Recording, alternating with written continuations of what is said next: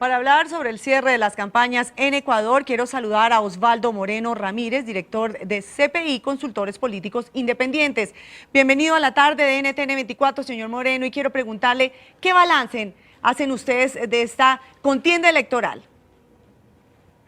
Bueno, primero, buenas tardes. Un saludo y un abrazo a la distancia a todas las personas que nos miran y nos escuchan en toda América Latina y el mundo. En el Ecuador, bueno, se cierra un proceso electoral largo. Fue un proceso, podríamos decir, que inició en el año 2006 con la irrupción o aparición del presidente Rafael Correa en el escenario político. Aparentemente no habría sorpresas dentro del contexto del primer piso de la elección, que es la elección presidencial.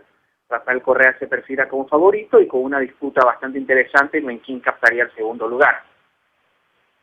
Señor Moreno, 8 candidatos presidenciales cierran campañas hoy a partir de la medianoche, pero parece que el país no vive un ambiente muy electoral, como se pudiera decir. ¿Cómo llegan los ecuatorianos a estas elecciones el próximo 17 de febrero? Bueno, se ha calificado por algunos expertos y con quien le habla como una de las elecciones más aburridas quizás desde la época democrática, ¿no? Bastante libreteada, podríamos decirlo, bastante predecible. Hay una incógnita, en todo caso, en el segundo piso de la elección, que vendría a ser la distribución de la Asamblea Nacional, sobre todo por el método de repartición, que es un método bastante interesante, como es el método de Hond, que en este caso beneficia a las mayorías. Sin embargo, la oposición quizás no ha logrado formar o presentar cuadros interesantes a nivel nacional. Eso se refleja en que no hay un contendor definido del presidente de la República. Para ser el contendor del presidente Correa hay que ser la bandera de la oposición.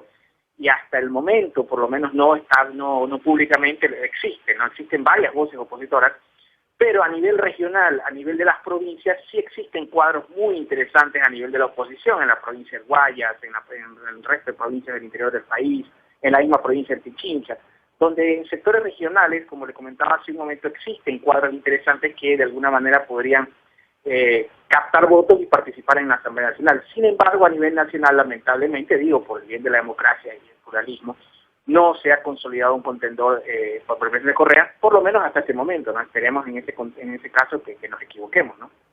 Sí, señor Moreno, usted habla de esta incógnita de las elecciones y es saber si Alianza País, el movimiento que encabeza Correa, conseguirá por primera vez la mayoría absoluta en las elecciones legislativas. ¿Cree usted que eso se va a dar? Bueno, ya las obtuvo en alguna ocasión en la elección de los asambleístas, cuando se redactó la Asamblea Constituyente, lo obtuvo, ¿no? Una elección legislativa tiene otro tipo de características que una elección nacional. Y yo creo que ese es un mérito del presidente, que vale la pena analizarlo. Cuando usted se reelige en cualquier ámbito, en cualquier contexto, sea una elección regional, nacional, local, etcétera, la exigencia del elector, es decir, las personas triplican su demanda hacia quien lo religen. Usted cuando relige a alguien lo evalúa, no es como la primera vez.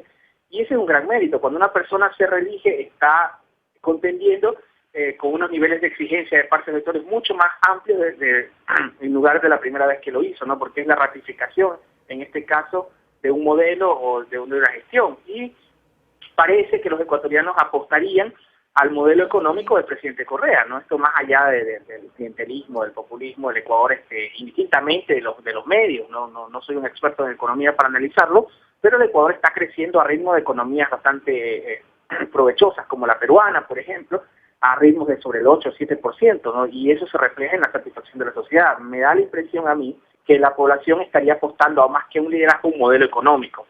Y en el tema fundamental de la Asamblea Nacional, habría que ver qué sucedería, sobre todo en la repartición de espacios por la cantidad de liderazgos regionales que existen, que son sumamente interesantes.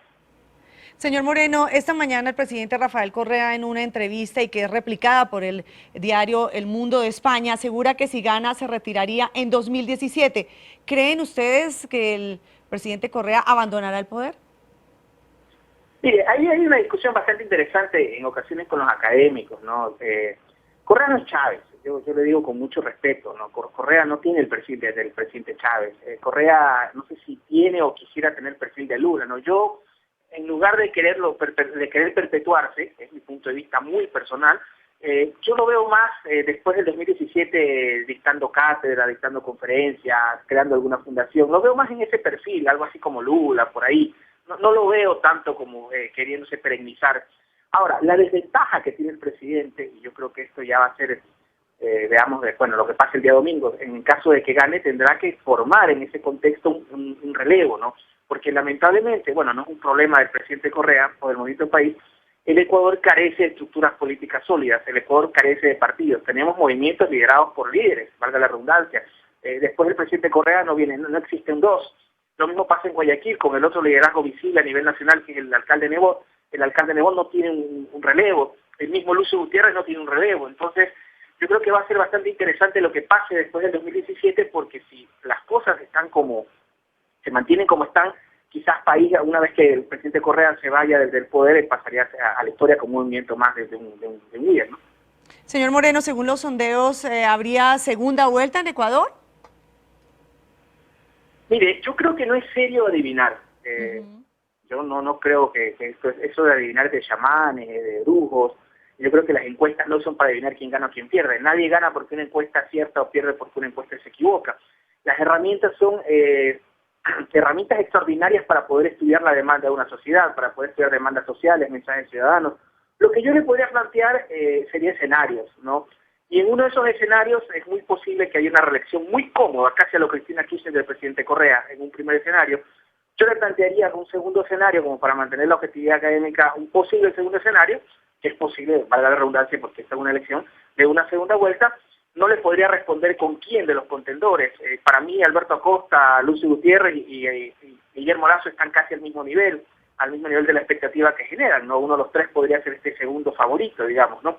Y un tercer escenario podría ser una elección entre izquierdas, ¿no? Podría decir, como hoy leí en un titular, que algunos de los candidatos de la oposición están jugándose la clasificación para el Mundial 2017. Señor Osvaldo Moreno Ramírez, director de CPI, Consultores Políticos Independientes, muchísimas gracias por haber estado con nosotros aquí en la tarde de NTN 24. No, muchísimas gracias a ustedes. Un gran abrazo. La tarde.